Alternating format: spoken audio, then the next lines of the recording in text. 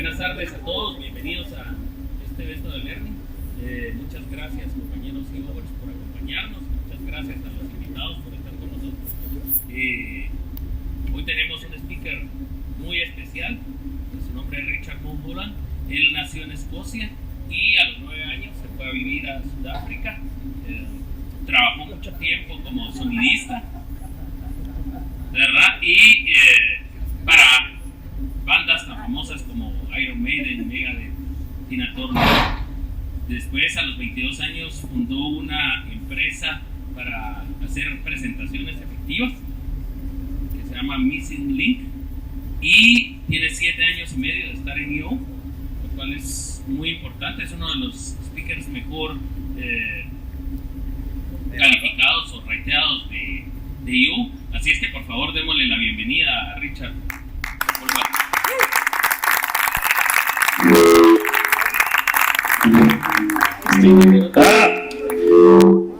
Sorry, that's very loud. Hello everybody. Thank you so much for having me. I have no idea what was said in the introduction. I do know what that means. That's the first word I was taught when I got here. I apologize in advance. I know it's not politically correct. And I'm also not sure what they mean. Do they mean Sarate? Oh, Sarate. So I realize there is a difference depending on how you say it.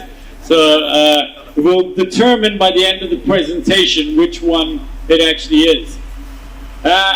What I do know though is that I'm an extremely lucky individual. So I've been an EO member for 7 years now. And in just the last... There's some nice music here, so if I get boring, you can dance. In just the last year or so, I think I've managed to go and visit in about 50 different cities and travel all over the organization. In fact, a talk I'm busy writing right now is called Hacking EO, how to 10x your member value. Because I think that EO as an organization is infinitely hackable. And you can take, I know it's supposed to be like, I'll give and take, you know, I give value, I get value. I get so much more value than the rest of you. It's amazing. You've just got to take it and know how to ask. But one of the things that happened today, I can honestly tell you, in the maybe 50 or so cities that I have visited in the last year, and this may sound like a bit of bullshit. It's absolutely not. I have not visited somewhere more spectacular than this. This is, I had the privilege of going and riding with some of the guys today around town and visiting Antigua, and we walked in and I was impressed, and then I walked around and my jaw dropped about 100 times. I know it might seem very just like in your backyard, so maybe you forget to appreciate just how magnificent it is. But you have on your doorstep one of the greatest places I've ever seen in the world. So congratulations on that. But actually, it wasn't so much about the city. It was actually a budding romance between myself and this guy. We rode into the night. It was beautiful. So I'm going to be talking to you today about, to some degree, leadership. But actually, it's not leadership in general. It's a lot of the things that I've picked up and learned about leadership in my journey. I'm 44 years old now. I've run my business Missing Link for 22 years, so exactly half my life. And there's times where I think I've been quite a good leader, and times that I think that I've not been as good as I would have liked. And I want to share with you some of the thinking and the learnings that I've picked up along the way.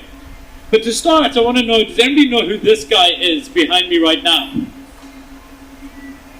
This guy?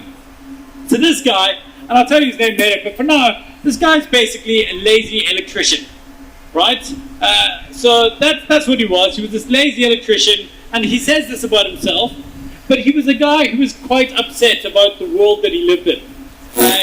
He lived in Poland near the end of the Cold War, and he would go down to the docks, and he would speak to workers, and he would give these rousing speeches, and he would talk about the Poland that he thought that he could have.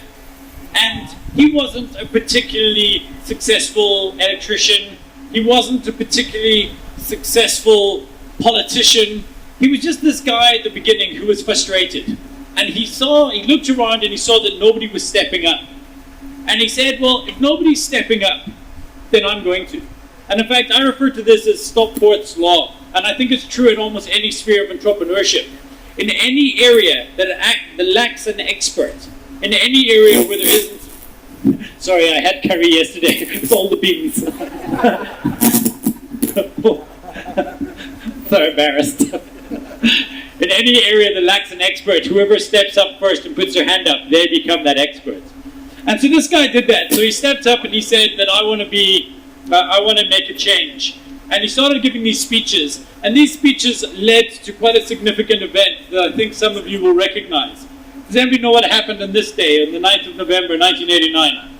If you can't guess based on the picture, maybe EO is not for you. Right, so this was the day the Berlin Wall came down. But what people often don't understand is that the Berlin Wall coming down wasn't this act of great political leadership.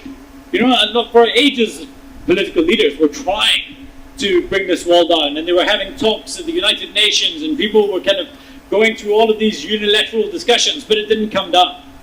How it actually started was in a small little town called Leipzig in Germany just 1 month before. And in 1 month before, a group of local citizens who'd been meeting these things called Monday night sessions. These Monday night sessions they'd been meeting for, and they said they wanted to talk about a free Germany, in a unified Germany. And they said that they wanted to do a small march, a peaceful march, where they were going to just sing some songs about Germany. And could they get the government's permission? And they said that they thought maybe about 5,000 people would come out. So the government thought, 5,000 people, that's no problem, we can cope with that. And they said it would be peaceful. And there was a little bit of, that felt like the tides of change were coming, so the government said, sure, no problem. So on that particular day, instead of 5,000 people coming out, 70,000 people came out. And 70,000 people started walking through the streets, singing about a free Germany. Now the government didn't know what to do, because they didn't have enough police. So they thought, well, should we let them carry on? Should we stop it? And actually, a lot of the people in the crowd were relatives of the policemen. So they said, well, you know what? They said they'll be peaceful, so let's just step back and see what happened. And so people just marched, and they sang songs, and everyone was hugging, and it was quite beautiful. The next day, in the next town over, the people of that town had seen what had happened there, and they said, well, we'd like to do this. And they didn't ask permission this time, they just walked to the streets, and they started singing songs. And the police there, they saw that nobody did anything bad in Leipzig, so they were like, okay, let's let this happen. And then it began, a groundswell.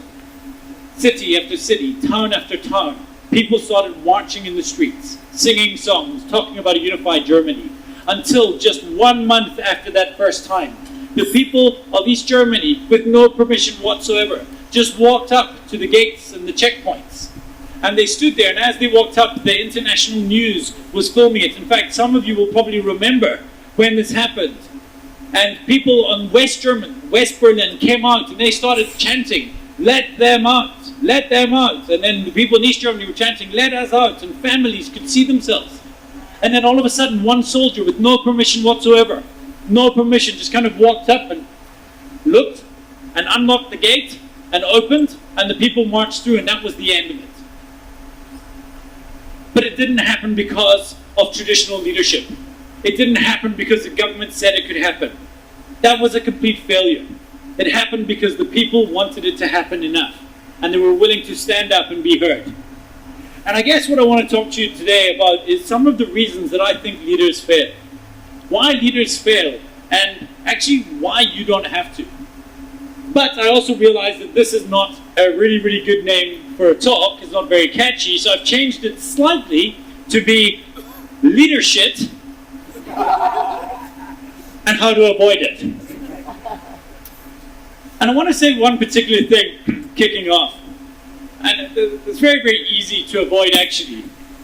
Because it turns out that why leaders fail, why some of you, and certainly why I failed as a leader, is actually very simple. If it was to be one slide and this was to be a very short presentation, it would be this.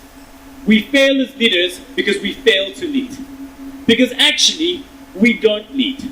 We manage. We grow our businesses. And we forget that we are actually supposed to act as leaders.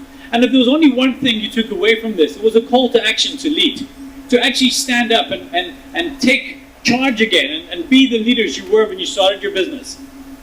I also realized that maybe this is all very personal, and maybe this won't resonate with you. But luckily, yesterday I was at Keeney's office, and in his lift, I saw that he had rules for being a good leader. So if everything I say is complete shit, you've got this, right? And you don't even have to take a photograph, because you just go visit Keeney for a coffee. And then on the way up, you can learn, I don't even know what it says. But it's there, and probably the best bit of this entire presentation is in this slide right now. So let's start with that. However, what I do want to share with you some of the leadership laws. If you want to be a really crappy leader, here's some of the things you could do, and I want to start with sharing some of those with you. And the first one I want to talk about is playing it safe. Because I think that's what happens, is a lot of us as leaders, we play it safe. And I want to explain to you how I realized that. So I have a hobby. My one hobby is motorcycles. That's probably my number 2 passion. My number 1 passion is very close to motorcycles and tattoos. It's playing board games. Right? So I am a board game fanatic. Last year I played over 600 games. So if you can imagine, that's close to 2 board games per day. If I catch you looking bored for more than 5 minutes, I will force you to play a board game with me. My personal collection is about 1,200 games. This is a game called Gears of War. Some of you may have played the Xbox game. This is the board game version. A little bit nerdier, but still pretty rad. Anyway, I was playing this game one day, and I was making a certain move, and I realized something. And I phoned my business partner, who's also EO member, and I said to him, dude, I've just realized something, and it's this. If I played board games the way I ran my business, I would never win. Because it turns out I play board games in an extremely different mindset. And that is, I play 100% to win the game. Now you would think that that's what you're doing in your business, but I'm willing to bet that this is not actually true.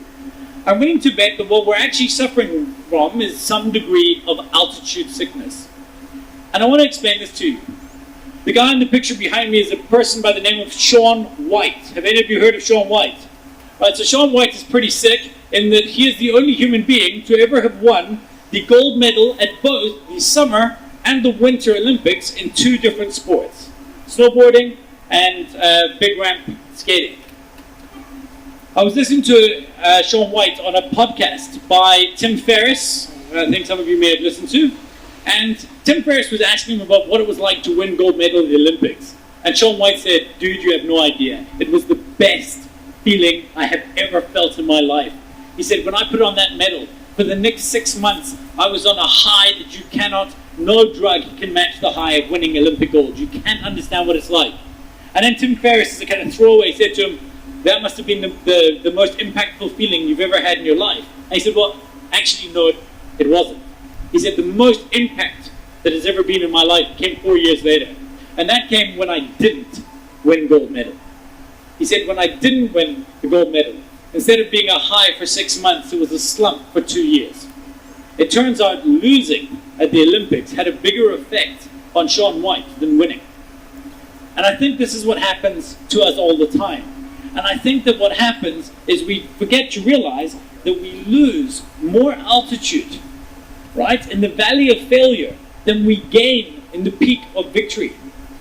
Now, I know this seems like kind of a weird concept, so let me try and explain to you what I mean here. Is that I want you to imagine that you start off here, up in this point here, and you're sitting there in your businesses right now, which you've run, in my case, 22 years. And everything is great, and I'm about to take a big, meaningful risk, a risk that will allow me to win. The problem is, if I lose, if I fail by taking this risk, I've got a lot to lose. But if I win, I've only got a small amount to gain. And what I realized, for me personally, is that actually, after about the first 5 years, something had changed. You see, in the first 5 years, I had nothing to lose. If my business went under, no problem. But now I've got children and a family, and I've got a number of staff that obviously look to me for employment. and all of a sudden I've got a lot to lose. And I realized what happened is that we tell ourselves that we're chasing victory, but what we're really doing is avoiding failure. What we're really doing as leaders in our business is trying to make sure that we do not lose. And I don't think that's right. I actually think we have to bet the farm. This was a conversation that came up in forum one day. We were asked to score on a scale of 1 to 7 how likely we would be, how much of our business we'd be willing to bet in the next year. And we looked around the business and everybody wrote down a score where 1 was no part of the business whatsoever and 7 was 100% of the business. And here's the funny thing. 2 people in my forum have dramatically larger businesses than the rest of us. And the funny thing was, those 2 put it at a 6 and a 7. The rest of us put it at a 2 and a 3. The difference between the people who had amazingly large businesses and those of us who had okay businesses was that they were willing to risk it all to win. For them, they were single-minded in their idea that they wanted to have a better business the next day. And when we were talking about it, they said that's the difference because their staff know it. Their staff understand what's at stake every time they go for it. And it was such a big realization for me. Because I think, for me anyway, and I'm willing to bet at least 50% of you, if you look at how you're running your businesses, you're probably playing it a little bit safe. You're probably making decisions that says, well, if we do this, we will not lose. And I think we need to change that. And I guess related to that takes me to leadership law number 2, which is that we stick to our strategy. Now I have a full talk on this concept, and it's called the death of strategy. And in fact, I think as a business concept may have run its course. This was something that made a lot of sense in the 70s when it was taken from military and applied to business. When you were putting together a 5-year strategy and going on these breakaways with consultants and planning your 5-year strategy for your business, that at one stage seemed like a really good idea. I don't think that's true anymore. In the 1960s or in the 1970s, when people like Michael Porter looked at what people in the 50s and 60s were doing and wrote books about this idea of strategy, it made a lot of sense. Because it turns out the world 5 years from now, in 1960, wasn't going to be very, very different than the world that you lived in. But that's all changed. How many of you think you have a good idea of what the world is going to look like in your industry 5 years from now? If you do, you're delusional. Right? Strategy in its current form no longer makes sense. What we have to become is tactical. We have to become tacticians that course correct. What we can have, though, is a strategic destination, an idea of where we think we should be. And I want to talk to you about that principle. And to do that, I want to take you back to board game thinking again. Now, can anybody name me a board game that some people would know here? Monopoly. Monopoly. Okay, cool. So let's go with that one because it's the one I have on my slide. Can anybody guess what that number is? Possibly? No. You only have to play Monopoly once to realize just how shit it is. Okay, so I'll tell you. So on my phone, I've got an app. It's called Board Game Geek. And it's the ranking of all the games in the world at the moment. Right? Like the pop charts for music. Monopoly is currently the 13,268th best game. This is the reason your children hate board games. Because this game is terrible. This game was designed the same year, I'm not making this up, as the Wright brothers took flight. Okay? Games have moved on. They're not as bad as this. However, I want to use this for you as a bit of a metaphor. I want you to imagine that I was trying to teach you how to play Monopoly the same way you teach your staff how to behave in your businesses. Okay? It's very easy, because your staff walk in, and you all proudly walk up and you start your speech. Hello, welcome, or hola. And you stand up there and you start delivering your speech to them. You say, I want to tell you how to behave in our company. So let me share with you our vision. Right? Some of you have a vision statement? Cool. Let's see what the vision statement of Monopoly would look like. What we want to be is, our vision is to be a profitable leader in commercial, retail, and residential real estate. We will serve our customers' needs and will consistently produce and manage developments of lasting value to the community. If I told you this is what you need to learn how to play Monopoly, would you know how to play? No. Don't worry though, I have something else for you. I have a mission, right? Our mission is to be the leading real estate development company that develops and manages transformational projects through innovative thinking. Anyone know how to play? By the way, you can't make this rubbish up. I stole this from somebody's website. This is real drivel that people share with their staff. And here's the bad news, is most of you have one. And it's equally shit. And here's how we know it's shit. And that's about as bad as it gets, right? And you can just look at you, I see a lot of shit. Have a look around, I don't think anyone has died. So you're okay, right? You don't even know what it is. If I had to go around and write a quiz and ask you to write your mission and vision statements down, your ass cheeks would go in a little bit because you'd be a little bit nervous. You don't know what it is. This is the problem. This is supposed to be what your rallying call is. But here's the thing, there's a better way. Because if I want to teach you how to play Monopoly, the first thing I'm going to teach you is how to win Monopoly. The first thing you have to know when you sit down at the table with any board game that I'm going to teach you is very, very simple. It is, what is the victory condition? At the end of this game, the first person to achieve X wins. That's the first thing you teach somebody. And the reason is, because then, when I start explaining the rules to you, you're hearing every rule through the filter of, okay, how can I use this information that you're telling me now in order to win? Does that make sense? That's how we have to behave. Now, can anyone tell me what the victory condition of Monopoly is? Owning everything, right? At the end of the game, the person with all the money, owns everything. These are the basic rules. The rules are very simple, that you roll the dice, you move along, you get your stuff, you buy it. You guys know that? Right, so the victory condition, also quite simple, and that is that the player with the most money, with all the money wins. They're really clear in that. The basic rules and the basic victory condition.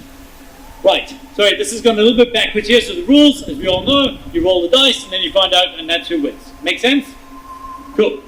Let's say I decided to change it. Now I'm not going to change any of the rules. You still roll the dice, and you still move your piece, and then you still decide, do I want to buy this or do I have to pay rent? But I'm going to change the victory condition. Instead of being the only person that with money that win, and of course when that person wins, we all win because we're no longer playing Monopoly. Actually, you're just going to go around the board 4 times now.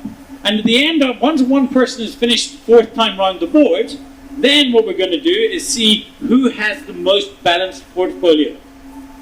So who has the most balanced portfolio on the different colors. At this stage, we then decide whoever has the most balanced portfolio wins. Here's the question. Would you make different decisions throughout the game if this was the case? Sure. Right. Right. So, and again, it's tricky because Monopoly is mostly deterministic, but you would still make different decisions. Let me ask you this. What if we changed it again? What if now we said, okay, you go around the board 4 times, and at the end of that 4th time around the board, the player with the most dominance on just one color would win? Would you again make different decisions? Makes perfect sense. And what we learn from this is that it is the victory condition that dictates how you play a game and not the rules. Here's the thing. We run full-day breakaways with corporate organizations, with their management teams. And we sit them down and we actually play some games with them in the morning, and they feel like it's a bit of team building, and then we ask them some questions about the games we play, and then we tell them, what we're going to change the victory condition, would you make different decisions? And they say yes. And we say, are you 100% sure? And they say yes. And I say, can you give me some examples? And of course they do. I say, so we agree. That is the victory condition that dictates how you play the game. And they say, absolutely. I said, do me a favor, please. Take out a post-it note and everybody write down what is the victory condition of your business in the next year. And then they look at me like I've been a bit unfair and I've tricked them. And I said, no, do me a favor. You are the board, the executive committee, the 10 people who are running this company with 40,000 employees. This should be easy for you. Write down what the victory condition is, the thing that dictates how you're going to play the game. for this business is for the next year. How many times and I would say maybe 60 times we've run this. How many times do you think we've managed to get all of them say the same thing? Zero, never, no times. Who here believes that if we ran it at your company, your entire management team would be on the same page and give me exactly the same thing? So this is a problem. Because what's happened is we've confused moving forwards with moving towards. We think because the business is slightly better than it was last year, that means that we're moving towards something, but we're not. The other thing is that we do things, so what we probably have, and I imagine what most of you have, is maybe a target, a sales target for the end of the year. This is a profit goal or turnover or whatever, net income. Here's the problem with that. You know how you solve more money in a business. It's very easy. It's sell more or market more. It's actually quite uninteresting for most people in your organization. But if you can change your company's victory condition, all of a sudden everybody gets a vote. So if you can go away and you can define a victory condition that your staff can get behind, then everybody gets a chance. For us as well, we never make our victory condition a number. The number must always be the end result of the victory condition. There's actually an ER in Dallas. His name is Mike Basile. I don't know if any of you know him. And Mike Basile said to me once a great line. He said, "It's not about the number until you know what it's about. Then it's about the number. Once you know what it's about in your business, then make it about the number." So for example, a few years ago for us, our victory condition was to productize. You see, we had a sales problem in that our business required consultative selling. So there was only 3 or 4 of us could actually sit with a customer and sell. That was a massive constraint on growth in our business. So what we realized we had to do is productize the entire business so that we could go and get any salesperson from any organization, hire them, and they could sell our product as if they were boxes. We called it collars and cuffs because we realized, like a tailor that sells a custom suit, what they're really doing is just making sure the collars and cuffs fit. So for us, it was about last mile customization. And in fact, at the moment now, over the last few years, our company has grown quite a bit, but it's grown the wrong way because we added so many products onto what we do. We actually became our own idea and victory condition came back to bite us, that it actually started confusing the market about what we were specialists in. And we want to be a specialist presentation consultancy. If you're throwing a big conference and you're a large corporation, we want to be the only company you think about. And we stopped becoming that because we started offering more things. And we felt that we had become the best kept secret. We still believe that in the world of presentation theory, across the world we believe that if there was an Olympic Games in presentation theory, we believe that we would have a fairly good chance for getting a medal. Right? We'd like to think on a good day we could get gold, but we think we'd be a fairly good chance of getting that. The problem is that we'd added so much stuff that our customers stopped realizing that. And we realized that we had to change our victory condition for our business. We wanted to become the worst kept secret. Over the course of a year, we wanted to remove every bit of clutter. And we wanted to only market that one thing. And in fact, we ended up writing it. We go away on a snowboarding retreat, my business partner and I, once a year. We do 2 things. We write the strategy for the businesses we have. And every year we conceptualize a new company. We use the profits from the company we have. And on the 1st of July, we launch a new business. So that's how we keep growing. We treat our core business as a kind of private equity fund.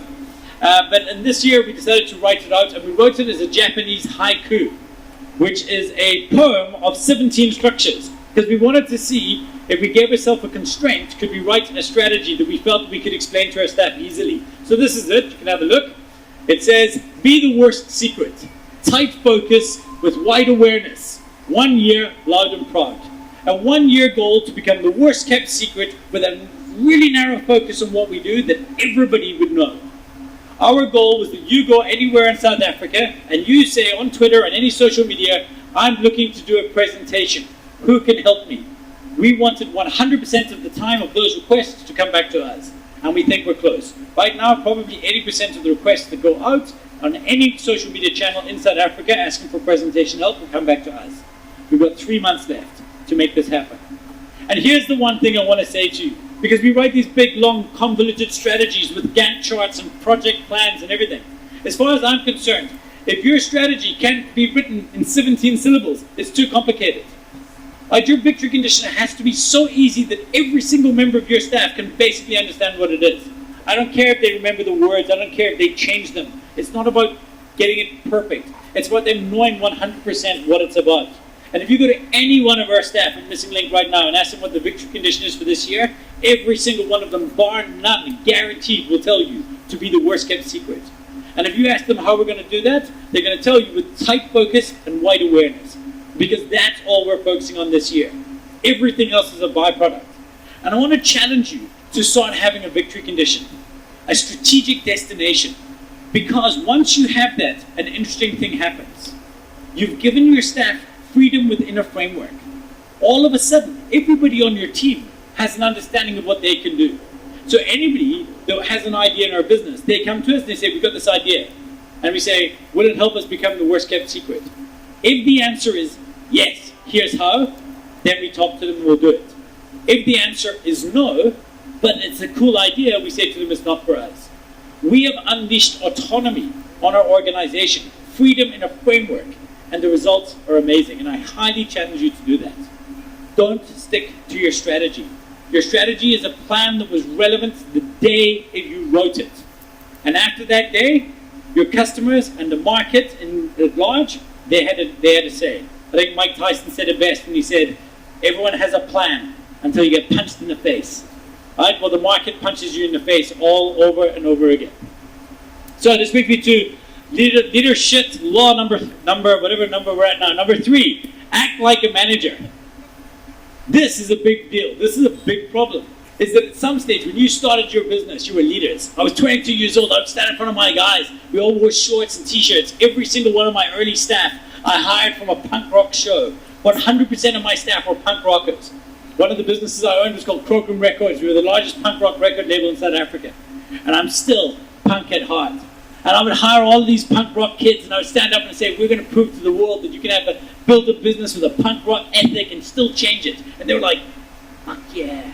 And this was a cool thing, and this is what we got the guys doing. But as the business grew, something changed. And I stopped being this person that stood in front of them with a fist in the air talking about how we changed the world. And I started talking to them about status reports.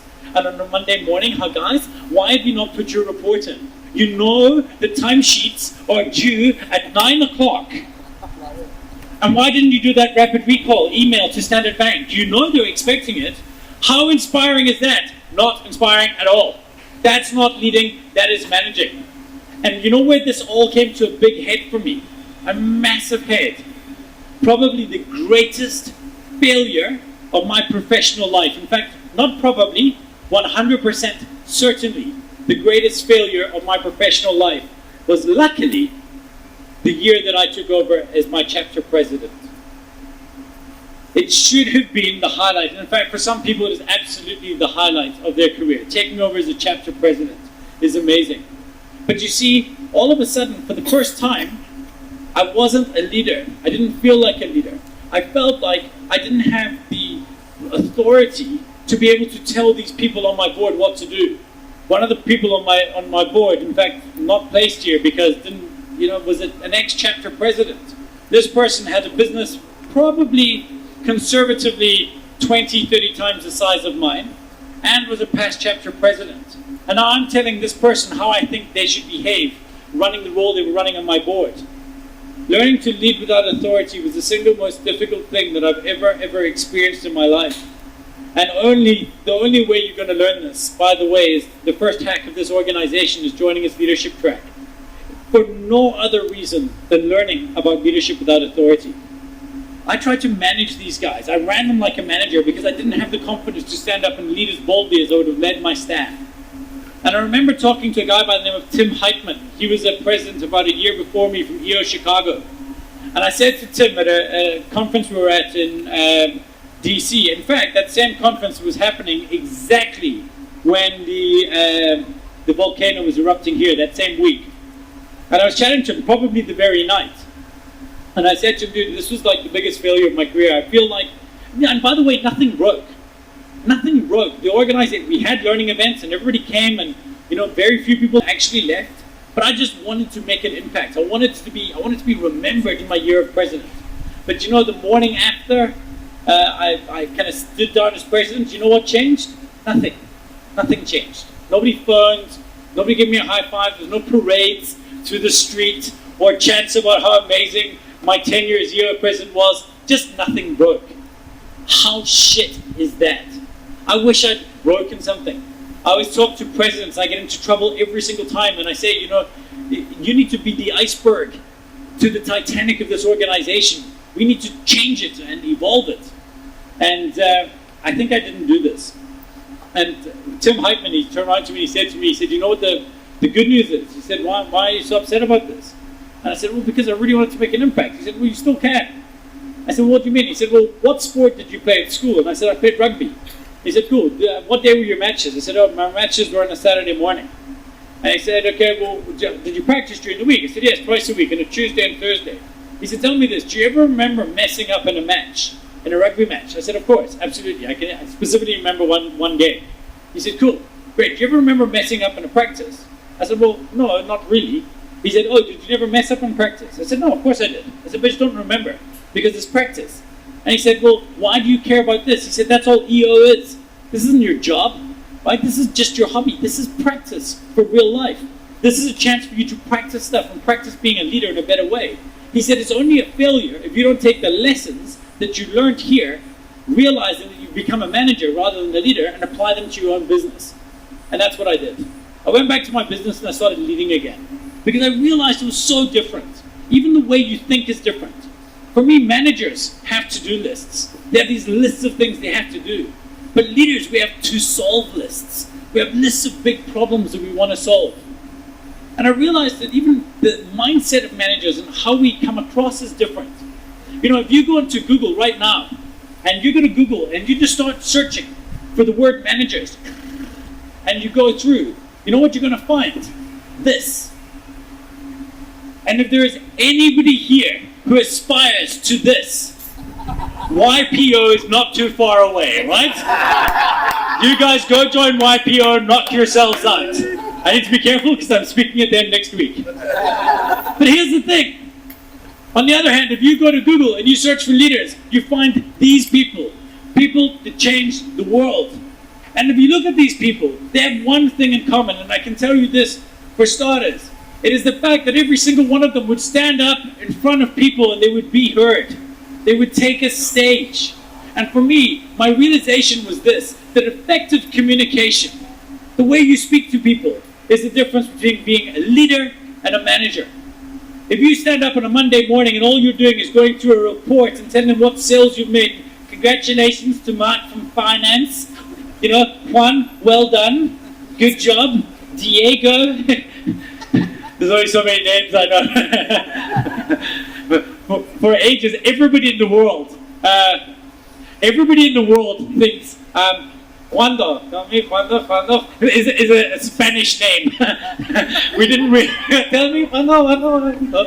We didn't realize it was actually when. Yeah, but anyway. Tell me cuando. So this was the thing, is that when I realized that I stopped speaking to my staff, and that's the first thing I changed. Every Monday morning I would go and I would research something and I'd find 5 minutes of content. I would stand up in front of my people and I would speak to them. And all of a sudden I could see the fire, I could see the lights in their eyes. I had become their leader. And that was my second realization, is that you are all bosses of your company. You have permission to actually be bosses of your companies. But the only people get to decide if you're a leader is the people that decide to follow you. You can't say, I'm your leader. They decide on that. You are definitely their boss. But being a leader is their decision. And that only happens when you actually stand up and lead. So this communication has to change. And one of my other realizations was, and I guess it's relevant to this, and it's one of the real mistakes of leadership, is that we have this curse of knowledge. Is that we assume that our staff know everything that we're thinking in our heads.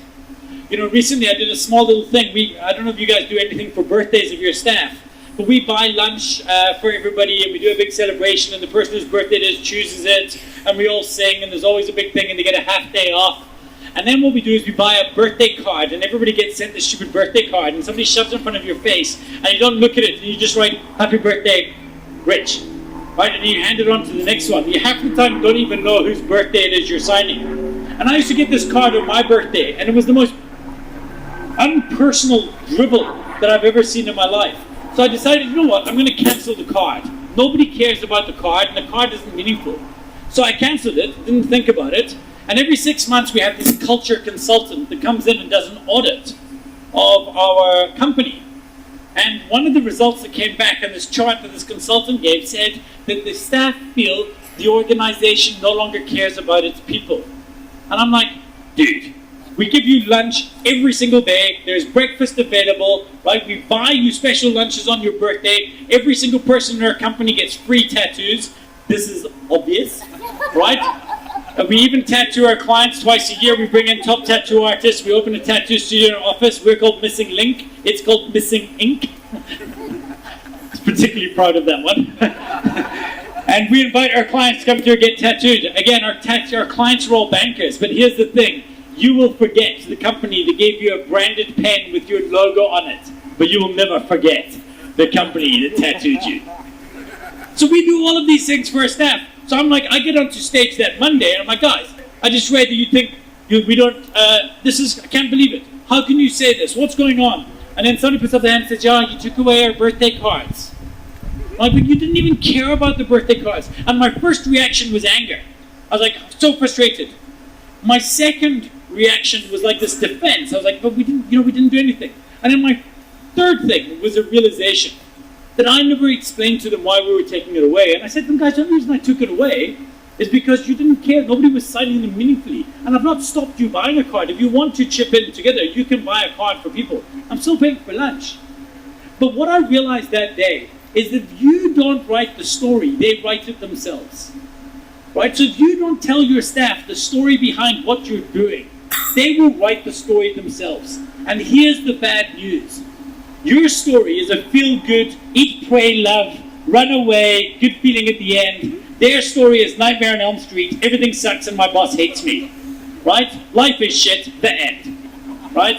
So you have to write the story. You have to stand up and tell people what you're doing and why you're doing it. But we don't, because we suffer the curse of knowledge, because it's all up here. So I just want you to be mindful of that. And that brings me to the next thing, which is this. Leadership law number 4, which is one size fits all. We think we have to say the same thing. And I think, Paul, that victory condition idea can fit the entire organization. We need to change what we communicate to our people. We talk about this idea of government versus citizens. And what happens is our clients come to us and they say, we want to tell our whole strategy to our organization on a big roadshow. And I say to them, why do you want to do that? They said, well, it's our strategy. I said, but why do you want to tell everyone? And they said, well, because they work here, they should know. I said, why? And they said, because it matters to them. I said, but I don't understand. I said, tell me this. You operate a large multinational firm in South Africa. Are you affected by bills that passed by our government? And they say, yes, of course. So, that can impact our share price. I said, cool. Do me a favor then. Tell me, what were the last 2 bills our government passed? Do you think anyone can ever tell me what the last 2 bills? Do you know what the last 2 bills your government passed on? No. Right? But here's the thing. Let me ask you this. I then say to them, okay, tell me this. On your way home from work, where are you most likely to hit a pothole? Everybody knows that one, right? Or I say to them, which traffic light on the way home from work, if it's broken, is going to cause the most chaos? And they all know that. Because they get confused with the idea of citizen and government information. And what your staff cares about is this stuff. You have to take your strategy and your ideas and your thinking. You can share that big picture, victory condition, but you don't share all the information with all the people. You share with your people what matters to them. And you don't talk about what the business cares about. You talk about what matters to them. And you try to find out when what matters to them coincides with what matters to you, then good change happens. When you can find a way to collide these 2 realities, you win. Talking to them about this is never going to get them excited. And I want to tell you a story from history, because I love history and I think it's really cool. About a famous general. Unfortunately, this general was quite a boring guy. So an author who wrote about him, a guy by the name of Bernard Cornwell, wanted to write about this guy, but he felt that he needed to create a fictitious character to write about. So he created this guy here, and he called him Richard Sharp. Or, for those of you who are paying attention, Ned Stark. Yeah. And this guy here wrote about this guy here. Now this guy was a made-up person. What happened in each one of the books, is probably about 20 of them. Richard Sharp took on the role of a particularly heroic person that happened to be near this general. Now I want to know very quickly if any of you recognize who this general is. This is the guy he was writing about. Does everybody know who this is? Nope, not quite, but close. Not Napoleon. It was Napoleon's enemy, Wellington. And this is why I find it quite weird, because we've all been taught that history was written by the victor, the person who won. But actually, this can't be true, because we all remember this guy's enemy, but we don't remember him. And in fact, Wellington beat Napoleon when it mattered, and in fact, Wellington beat Napoleon's armies every single time they met. But no, we remember this guy here, because clearly this guy had a better PR machine behind him. Right? And Napoleon's an interesting guy, because in fact, he was way ahead of his time. In fact, he understood why strategy was bad. He had a famous saying that he would say in the morning of a battle. He would stand up and he would speak to his men and say, we will fight against the English. This is why they lost, because French aren't intimidating. We will do this.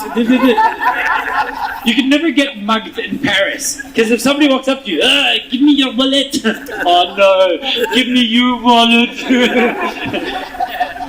But he would stand up and he'd say, we will fight the English. He said, charge! And everyone would charge! And they would run down and they would start fighting. And instead of being at the front, fighting with them, he would leave the battle and he would have breakfast. I'm not making this up. He would leave, okay, charge, go, delicious, eggs. And he would eat.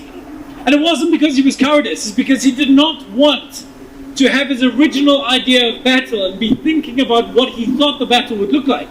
He used to say this, he would say, on s'engage, puis les voir. We engage and then we wait. Right? Because he said that he wanted to see what would happen in the battlefield and then wait to see how that actually turned around. Again, everybody has a plan until you get punched in the face. So he would wait for the first level of dispatches to come back to him, and he would read them and say, okay, oui, good, d'accord. And then he would say, okay. And then he would go out and he would fight the new battle based on what it looked like then. But a friend of mine, in fact, an accelerator member in South Africa, his name is Nick Haranambis, and he says it in a really nice way. He said we should all hold firm opinions, but weakly. Have strong ideas that you hold with a weak grip. But this was not enough to beat Wellington at this famous battle, the Battle of Waterloo, which some of you will have heard of. And in the Battle of Waterloo was an interesting case. In fact, this line by Harry Beckwith, I think, sums it up really nicely. That certainty is, in fact, your ego moving in for the kill.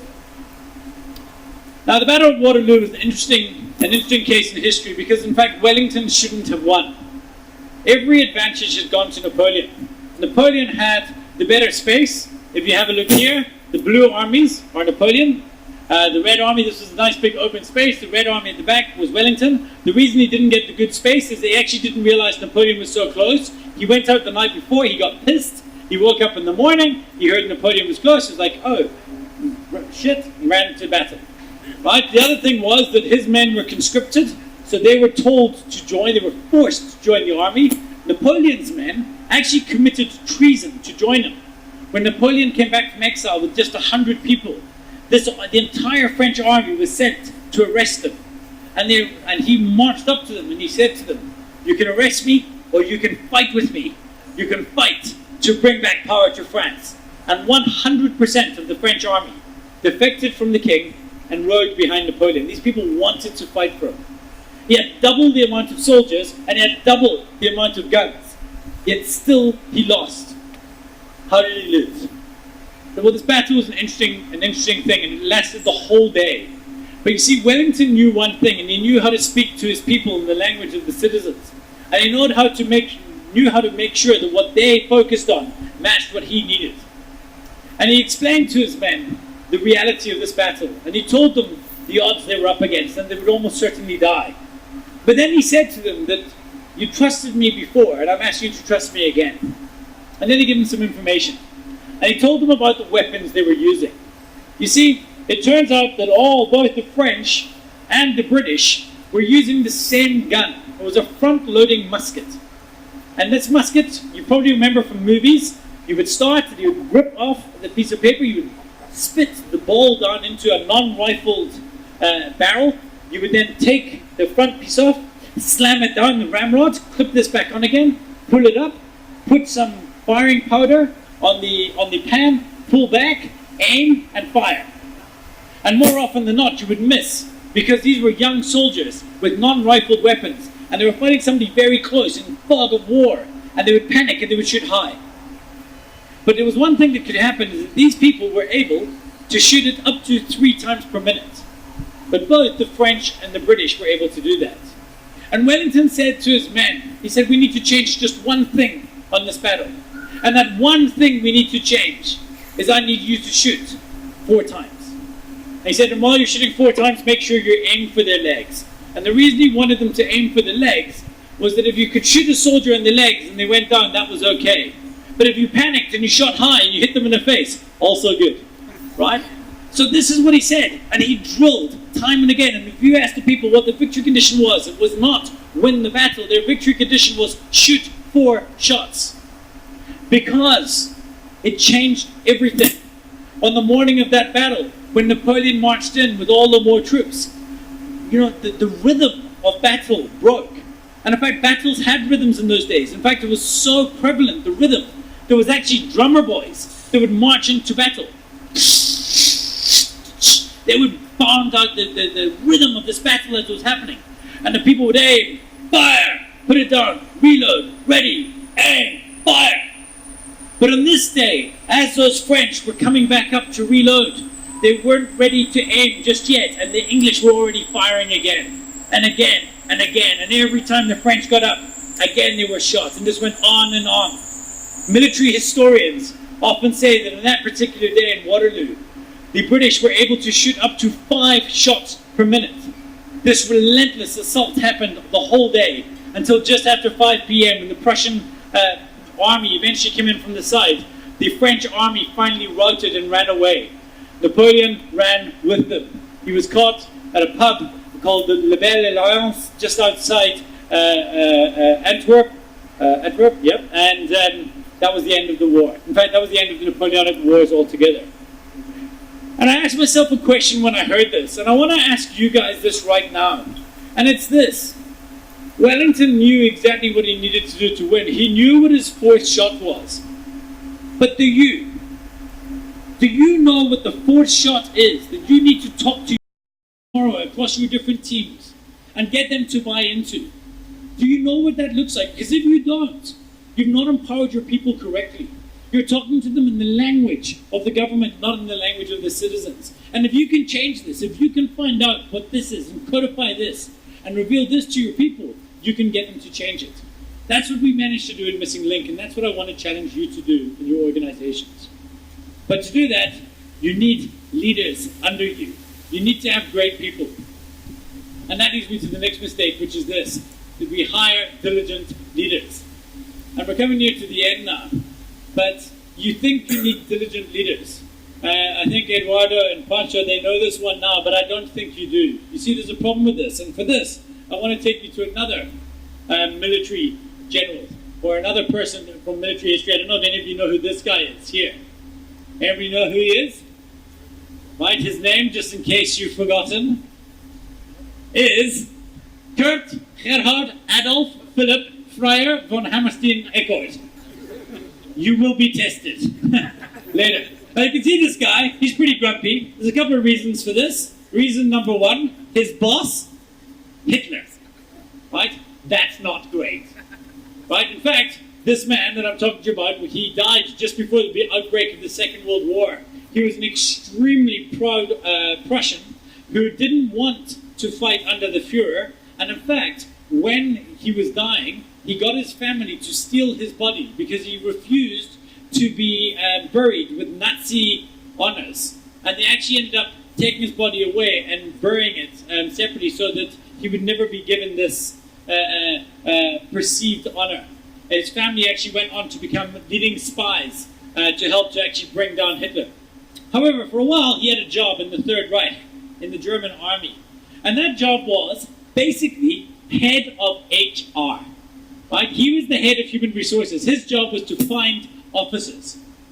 And he had this to say about this job. He said, there are clever, diligent, stupid, and lazy officers. But usually, two of these characteristics are combined. So most officers had two of these characteristics combined. And to explain this to you, I want to show you in a grid.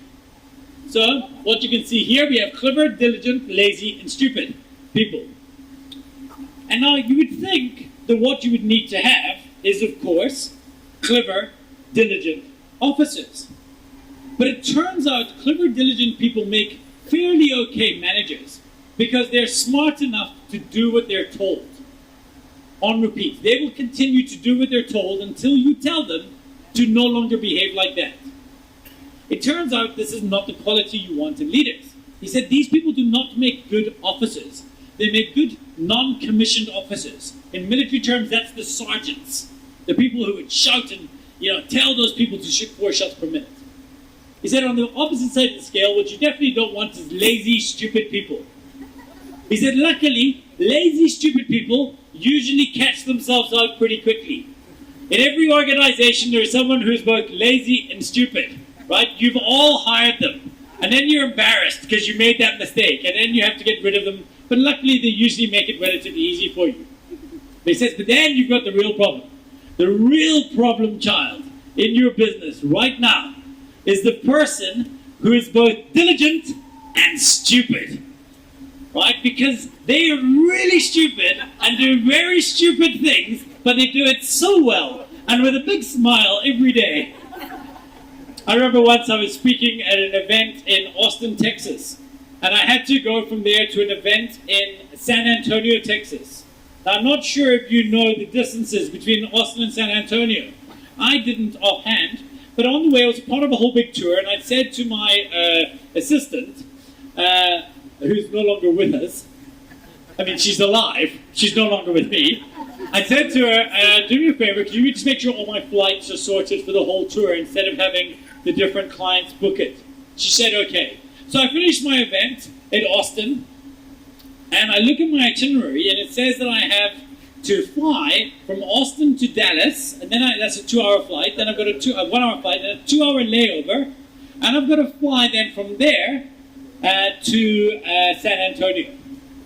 And I think this is silly, and I had a look at it and I found her. Now, for those, just for a frame of geographical reference for you, roughly, I was standing in Guatemala City, and I was trying to get to Antigua. That's about the distance we're talking about here. She flew me an hour away. So I phoned her, I said, what are you doing? Why would you book flights for this? She said, you told me to book flights for everything. I was like, what? And then there was a silence on the phone as I could hear the brain turn. And it was like a really loud noise, like, and then all of a sudden she came back with, but I got your favorite seat. And she did. Stupid diligent, right? We've all hired them, they're very embarrassing. What Van Hammerstein Eckert said was this. He said, one must beware of anyone who is stupid and diligent. He must not be entrusted with any responsibility because he will always only cause mischief. He said the people you really need to hire, the people to make the best officers, are those who are smart and lazy. Those who have something better to do. You know the worst employees in your business? They're the ones that never want to go home. They will work diligently the whole time and they will work late in the night. When we hire any leaders in our business, we ask them what they're obsessed with. The first question we ask them is, what would you rather do than be here? For me, it's playing a board game. My business partner, Don, equally tattooed, right, equally stupid haircut. For him, bird watching. Can't make this up. Right? If Don is in a meeting with you, and he gets an SMS or a WhatsApp message telling him that a lesser red-breasted Hütenflügen is to be spotted in a meeting, he'll actually say to you, I'm so sorry, man.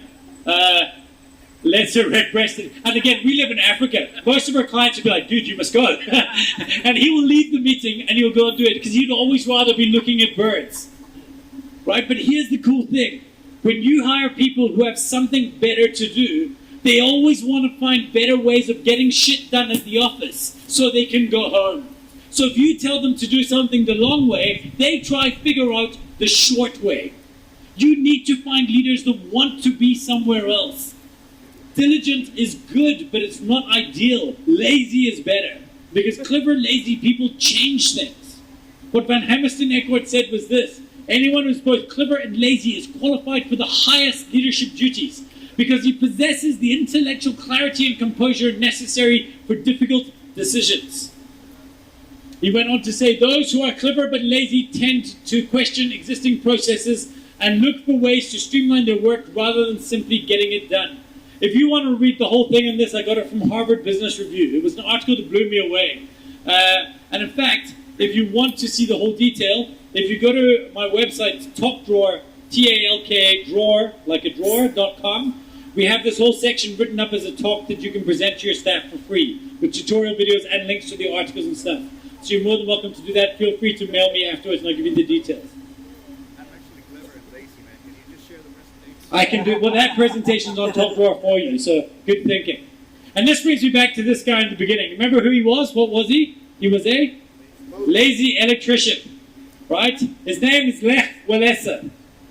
And Lech Walesa openly admitted he was a lazy electrician. But one of my favorite quotes by him was this. He said the following. He said, I'm lazy, but it's lazy people that invented the wheel and the bicycle because they didn't like walking or carrying things. This is the idea. And this brings me back to where we started off in this presentation. And the main idea that I want to share with you is leadership is easy. Leadership is about moving people to a position in which you tell them to do something, into a place in which you paint them a picture of something that they want to get to. That's the only job, and that's what Lech Walesa did. He didn't tell people how to bring down the Berlin Wall. He just made them want it badly enough to do it themselves.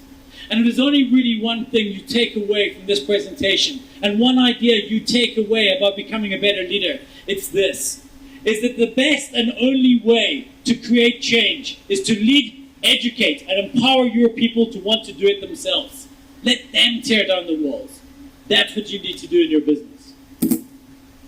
And to completely close the loop, for you, I wanted to go back to my tenure as the EO president. And after my tenure was finished, and after I'd spoken to Tim Heitman that day, I decided to write down some of the core lessons that I had learnt as an EO president. And I want to share these 5 little tips with you very, very quickly before I finish off, and you guys can all get to the cerveza and stuff. And the first is this: nothing beats the status quo like the unspoken thoughts of leaders. Those ideas you have in your head, right? Those ideas that you think can change, but you're not sure if they're perfect. Tell your team. Here's the good news. If they're not perfect, they'll tell you. They'll think about it, they'll improve on it. These ideas that you're keeping in your head, share it with your team. The next thing is this: a leader's authority is their last line of defense. When you have to tell your people what to do, you've almost already lost. You need to learn to lead without authority. And if you want to do that, you do enroll in the best university in leadership this world has, and that is join your EO board. The next one is this: for great leaders, loneliness is a choice, not an inevitability. And this is something I want to end right now. You know, when you joined EO, probably the membership chair stood up and said something to you like, it's lonely at the top. Leadership is lonely, but it's only lonely if you don't let your staff in. I stopped trying to keep things into myself the same way I did with my board. I started telling my team, my leadership, and in fact my staff at large, everything I was worried about. All the ideas that I had, no matter how crazy it was. And all of a sudden it went from being my problem to their problem. My 5% in EO has changed because I don't have to talk about the stuff that's worrying me at work, because I've already spoken about that with every one of my team.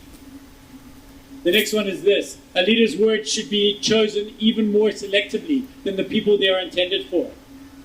We take a lot of time thinking about the kind of people we want to hire, but we don't spend nearly enough time thinking about what we say to them once we do. And this is something I want you to remedy. Change what you say to your people. And that brings me to this: no great act of consequence ever came from a silent leader. Every single leader in history that has done something meaningful has stood up in front of their people and done just that. And that is the real thing I want you to take away today. To lead is to speak. That's the key. If you want to lead your people, you need to stand up and be heard, like hopefully I was today. Ladies and gentlemen, I cannot thank you enough for having me. Thanks very much.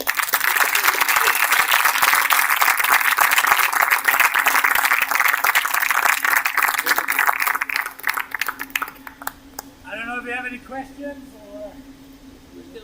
No, I don't know if you do, or if you'd like to go drink. I mean, ask questions here. Scottish, right?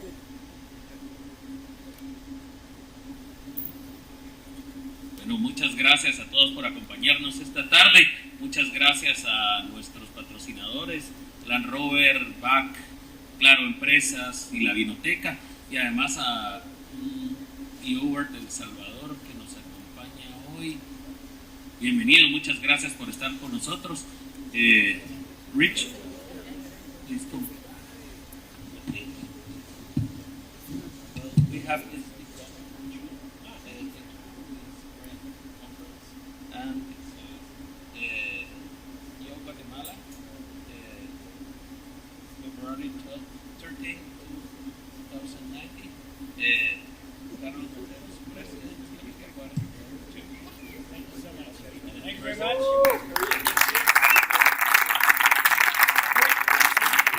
I do want to say one little observation here very quickly. It says on here, for his invaluable contribution, which is slightly different to invaluable contribution. So now I know that my presentation skills have to be worked on, but thank you very much nonetheless. Gracias.